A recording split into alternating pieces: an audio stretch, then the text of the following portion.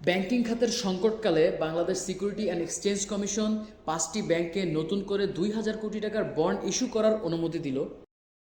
Dhaka bank এবং bank Asia 400 কোটি টাকা, এক্সিম ব্যাংক 250 কোটি, ইসলামী ব্যাংক 500 এবং ট্রাস্ট ব্যাংক 450 কোটি টাকা, এই মোট 2,000 কোটি টাকার বন্ড ইস্যু করতে যাচ্ছে। আমাদের মাঝে অনেকেরই প্রশ্ন থাকতে পারে, বন্ড কি? কোম্পানিগুলো সাধারণত তাদের প্রয়োজনে দুইভাবে মূলধন সংগ্রহ করে থাকে। এক, মালিকানা বিক্রির মাধ্যমে, যাকে আমরা শেয়ার হিসেবে চিনি। দুই, ঋণ গ্রহণের মাধ্যমে। তারই একটি রূপ হচ্ছে বন্ড। বন্ড হোল্ডাররা কোম্পানির মালিক নয়, বরং ঋণদাতা হিসেবে বিবেচিত হয়, এবং যেহেতু তারা কোম্পানির ঋণদাতা, তাই তাদের আয় সুনিশ্চিত। এবার জেনে নেওয়া যাক বন্ডগুলোর ফিচার সম্পর্কে।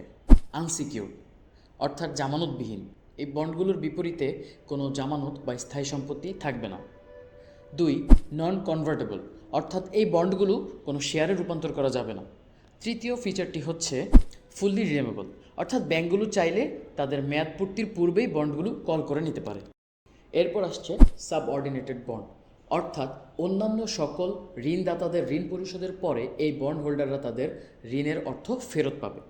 এবং সর্বশেষ ফ্লোটিং রেট, অর্থাৎ এই বন্ডগুলোর কোনো নির্দিষ্ট আয়হার থাকবে না। তাহলে প্রশ্ন আসতে পারে, কিভাবে এই বন্ডের আয়হার নির্ধারিত হবে? এই বন্ডগুলোর আয়হার নির্ধারিত হবে বাংলাদেশ ব্যাংক কর্তৃক ইস্যুকৃত 6 মাস মেয়াদী ট্রেজারি বিলের গড় আয়হারের সাথে অতিরিক্ত 3% আয়হার যোগ হয়ে। ফিচার্স জানা হলো, এবার জেনে নেওয়া যাক বন্ডগুলোর মূল্য সম্পর্কে। ইসলামী, এক্সিম এবং ট্রাস্ট ব্যাংক তাদের প্রতিটি বন্ড 5 লক্ষ করে, ঢাকা ব্যাংক 10 লক্ষ করে এবং ব্যাংক এশিয়া তাদের প্রতিটি বন্ড 1 কোটি টাকা করে বিক্রির সিদ্ধান্ত নিয়েছে। এই বন্ডগুলোর ক্রেতা কারা? এই বন্ডগুলোর ক্রেতা হচ্ছে হাই নেট ওর্থ ইন্ডিভিজুয়ালস এবং প্রাতিষ্ঠানিক বিনিয়োগকারীরা।